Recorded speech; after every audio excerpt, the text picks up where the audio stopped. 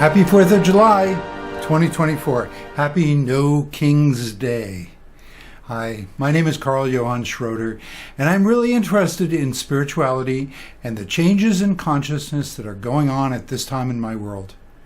Now, I was working on a video to explain reality creation and the multiverse, particularly with regard to understanding the rise of dictatorships that signal the dying throes of negativity, especially domination, cruelty, and evil.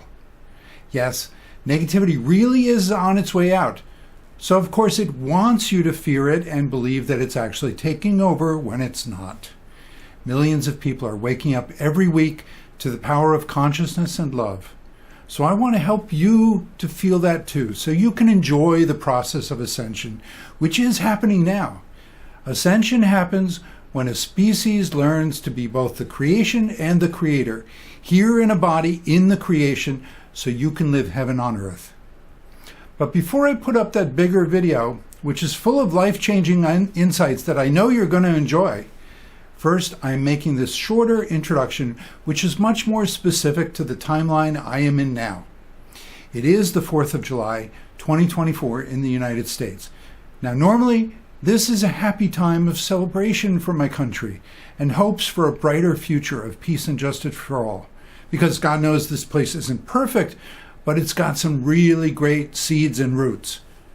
However, this week, many people are very angry and sad and downright scared for their future because of recent events that make it easier for a wannabe dictator or king to take over the country. And that's why we're calling this July 4th No King's Day. And we're going to keep it that way. Our country is far from perfect, but I'm not going to watch it backslide into fascism, racism, and dictatorship. And neither are you, because you're going to feel both validated and amazed by what I'm about to tell you. Now, in this 2011 photo, I am next to my friends Dr. Walter Semke and Kevin Ryerson. Walter passed into spirit last year, so I know that his continuing consciousness is not literally buried in the ground, but he is proverbially spinning in his grave at this week's desecration of the United States Constitution by the supposedly nonpartisan and corrupted Republican Supreme Court that ruled that U.S. presidents are above the law and cannot be prosecuted for official acts. Now, official acts could include ordering the assassination of political rivals, which Republican nominee Donald Trump has already gleefully said he intends to do. Or it could include overthrowing the U.S. government, which Donald Trump has already attempted on January 6, 2021. But, oh gosh, if you think this is just politics and beneath the kind of spiritual discussion that we should have, then you really need to think again. First of all, everything is spiritual, because spirituality is how you apply the Creator's love to every part of your life. Secondly, politics are indeed worldly of this world, so they are in the polarity of positive and negative forms. Positive politics are about different points of view coming together to design a better, inclusive society. That's lovely. Negative politics are about censorship and intimidation to make you think that how the world is run is none of your business, let other people do it. When in fact, it is totally your business, because what you believe creates your reality, whether it's divine or not. The United States was founded on some of the world's most beautiful ideals and principles, largely gleaned from the French Enlightenment thinkers, and other ideas directly or synchronistically borrowed from the Iroquois nation in this new country. Now, negative political leadership has done everything it can to stop founding principles and protect evil anti-life institutions such as slavery, racism, sexism, and genocide. So now, with the U.S. presidency verging on kingship, it is more vital than ever to ensure that Donald Trump is not re-elected. The only reason it is even possible for a pathologically lying, traitorous crime boss to become president again is because so many Americans are struggling with their human evolution to go beyond the negative ego, which is also known as the devil in classic pre-psychology religion. And the only reason people are struggling to recognize that devil in evil acting humans is because they can't yet bear to face the childhood abuses that repressed their own human feelings and clear thinking. Could their own parents really have been that wrong to hurt them?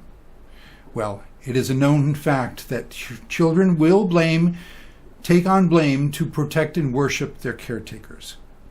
So children who are wounded, who stay wounded and become wounded adults, they tend to admire strongmen dictator figures as logical extensions of the parents that must continue to be glorified in obvious psychological projections. Speaking of projections, whoa, who are you? Well, I'm your future self, of course. Oh, cool. So if you're from the future, you can tell me who won the election. No, I'm not that far in the future. It's only July 5th. You kept us up all night editing your video, trying to save the world, and it's still not done. Oh, well, if we recorded this on July 4th, at least I was right to say Happy July 4th, right? Yeah, but the point is that in the multiverse, every outcome happens. When you say Trump must not win, what happens to the people when they think, well, what if he does win? You can't have a do or die situation. You don't want people stressing out like that. The fear feeds the dictator. You want them to be able to analyze the current energies, whatever situation they're in, so they can create their own reality confidently going forward. Okay, he's right, folks. If you're watching this in a future where a dictator might win or has already won, relax. The point was never to do battle and win by force, because that's what negativity does. The point is to understand the energies so you can cope no matter what happens. You need to create your own reality. A dictator out there is just a reminder of the negative thinking patterns in here that you can let go of so you can think more clearly with divine guidance from the best future that you're trying to create, from the present that you accept. How's that? Yeah, that's pretty good. All right, proceed with your current analysis. All right. Trump's father was a vicious narcissist who trained little Donald to become a heartless money-making machine, not a human boy with feelings. This is all well documented and explained by the psychologist Mary Trump, who is one of the few sane Trumps around, in her 2020 book, Too Much and Never Enough: How My Family Created the World's Most Dangerous Man. Of course, Donald Trump is only a stereotype of the dangerous man, and he's only as strong as you fear him from your own sense of powerlessness against violence in general. The more that you know love, the more that you will know that violence is a sign of absolute weakness, and only love has the power to change the world. The reason why any devils can act in the world is because all of us have some childhood trauma to heal, whether we know or don't know enough to oppose Donald Trump and his subhuman tyrants like him. What we really need to experience is the 60s slogan I loved that said, "What if they had a war and nobody came?" Now, there are only two ways to deal with childhood abuse. One is that you heal it when you get older by replacing the cruel lies that said you're bad and deserve punishment. Replace those with compassionate understanding in your self-love, understanding abusers that were perpetuating their own abuse. So you forgive and let go and you grow. Or, two, you do become an inhumane monster like Trump, who renounced his human feelings, to become a manipulator of public beliefs as a demagogic dictator in pursuit of insatiable wealth and power. Now, before Trump refined his image for evangelical support, he freely admitted in his books and statements that he is a nihilist atheist who believes life has no meaning, and therefore it became his game to see how rich and powerful he could get before the oblivion of death. He literally doesn't care about anything else, which gives him a superhuman, really subhuman, focus that allows him to instinctively spread lies, double down, and never turn back. He is an unfeeling narcissist who plans to die, but not before he kills everyone else first. Anyone who serves Trump will live or die to regret it, just as many already have. Now, since Monday's abysmal Supreme Court ruling, the United States has become electrified against Trump. It will be interesting to see how the backlash plays out. This could lose even more Republican elections than the 2022 overturning of Roe v. Wade, which awakened the majority of Americans against the ultra-conservative agenda to control people and their reproductive choices. You don't have to be totally pro-abortion to be against total anti-abortion, because most people do want limited allowances for abortion in cases like rape or medical crisis. Likewise, you don't have to be totally Democrat or progressive or liberal to be against a total dictatorship. Basically, any reasonable Republican or independent should be firmly against Trump now. So yeah, there's talk of Joe Biden, his opponent, being weak and old, and Biden had a poor showing in the first debate last week. But his principles are from and for the United States of America, and those principles are not old and weak. So we'll see how this plays out. You don't have to be a genius to choose between traditional public servants who uphold the Constitution and defend the nation to the best of their imperfect abilities, versus a lying criminal who is looking forward to destroying the country once and for all. Now sure, Joe Biden is rather old and weak, and he admits it. But Trump is much weaker with his lies and the empty heart of a Lucifer-type character that only a basket of deplorables could support. Of course, Hillary Clinton was right to say that famous insult, calling people a basket of deplorables. So if people don't want to be a deplorable, then they need to wake up, get out of their basket case, and get a therapist to start working on their childhood issues.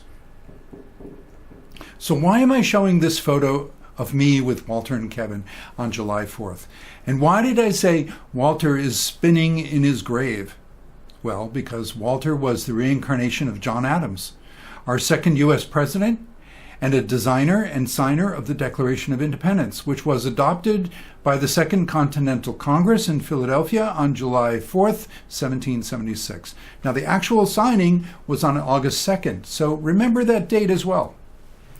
Now, Walter looks like John Adams, acts like John Adams, and was shaken to the core when a loud spirit voice told him as a young man to research John Adams and see if he could recognize himself. Well, he did recognize himself, and he dedicated his life to studying reincarnation for his belief, his vision, that public knowledge of reincarnation would bring about world peace. Walter's reasoning, idealistic, perhaps naive, was that if you knew you were going to be reincarnated on the side of your own enemies, then you would drop the enemies and work on ways to make friends. With this goal, Walter became a close friend and advocate of the Swedish author Barbro Karlin, who was the reincarnation of Anne Frank, the famous teen girl whose diary of hiding from the Nazis stunned the world. As a little girl, Barbro told her parents that they were not her real parents and that her name was not Barbro, it was Anna. And she led them straight to the Anne Frank Home Museum, where she scolded the staff there for making small changes to the pictures in her room. The curators were shocked because this little girl was saying exactly the truth, and no one was even supposed to know about this. It was actually against the law to make changes to this place. And certainly it was not expected from a little girl who was saying that she was Anne Frank returned. I get very emotional. So, to help change the world for his vision, Walter compiled a fantastic list of publicly significant reincarnation cases with his own reincarnated friend, Kevin Ryerson. Now, Kevin Ryerson is the famous psychic who was Shirley MacLaine's first trusted advisor when she went out on a limb. And actually in that Out on the Limb, it's a great TV movie which shows a recreation of her first reading with Kevin Ryerson. Very interesting. I talked with Kevin about it. He asked Spirit, can we recreate that? And Spirit said, we don't even recreate it. We will be in the same place. Time isn't the same for us as you. So yes, it's exactly recreated. Now, in 1776, Kevin Ryerson was New York delegate Philip Livingston, who also signed the Declaration, and Shirley was the Pennsylvania delegate and signer Robert Morris. This is all well documented as both physical history and metaphysical history.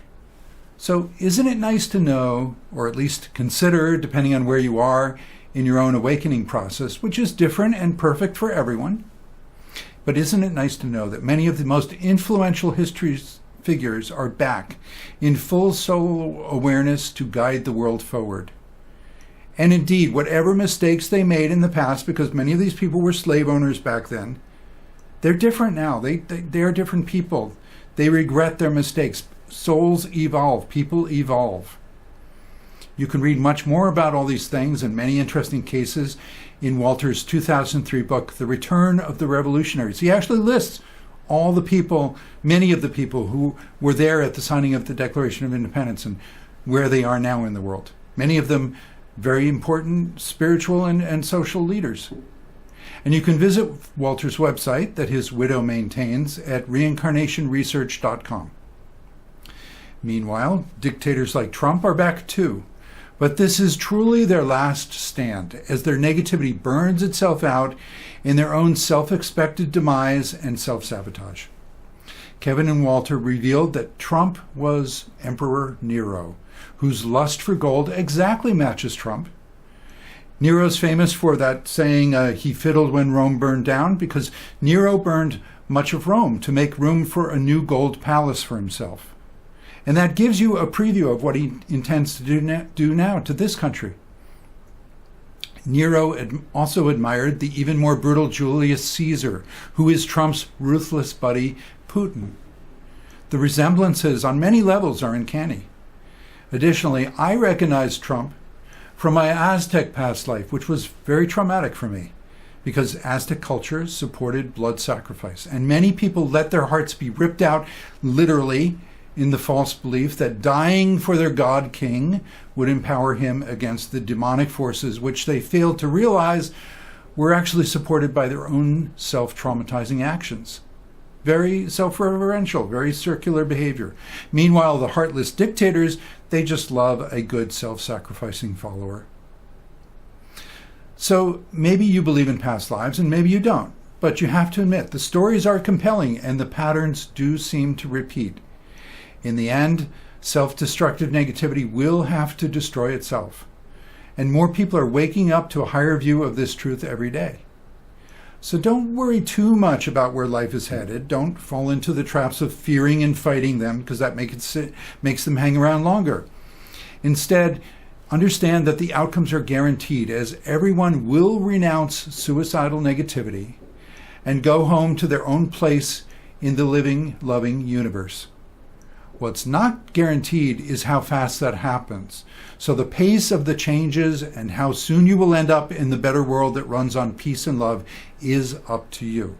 And that is where your kinder, wiser choices will make all the difference. And that's why in this next video I talk about your power of creating reality. Because when you understand that the power is in you, not someone out there that you fear, everything changes. It's game changing. Now, the multiverse is real as the unlimited collection of quantum probabilities which change as you grow spiritually. So yes, the world needs saving right now as it teeters on the brink of ecological and social collapse, with fearless, shameless narcissists like Trump manipulating the public fear reactions. But the best way to save yourself and help those you love is to save yourself and let your worst fears turn into your resolve to work for your own soul-based principles and ideals. Your soul is your part of the source, that living, loving universe, also known as God, Goddess, Creator, Great Spirit, and more. And your soul is also known by names such as your higher self, your inner being, your divine essence, your flow, your Holy Spirit, your muse, and more. Now your soul will guide you safely to the labors of love, the works of passion that you feel that will change your life and the world around you by shifting you through the multiverse. Making this video is my statement, my labor of love for this energetically charged July 4th, 2024, the year that the realities are splitting more than ever, and everyone gets more of the reality that they deserve. Now, when we say what they deserve, we don't mean reward and punishment, because that's a negativity concept. We're talking about the deserving of getting the world that works best for your own beliefs. That's the law of attraction. That's birds of a feather flock together. That's resonance. That's making sense.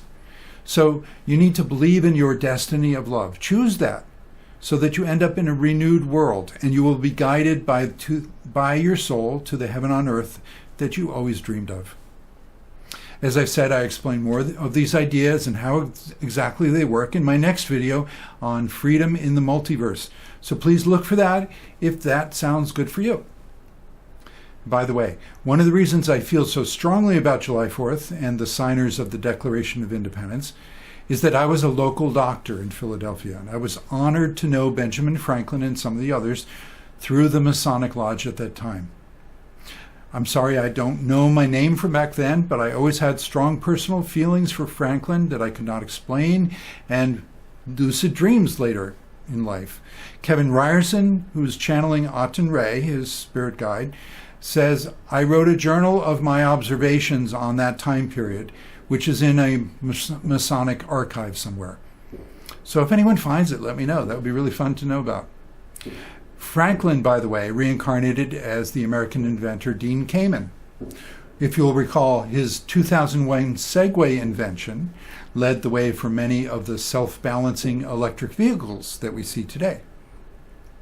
Now, Kamen may not have the public wit of Franklin in this life, but he's taking more of a backseat, and he knows and says that he was Benjamin Franklin.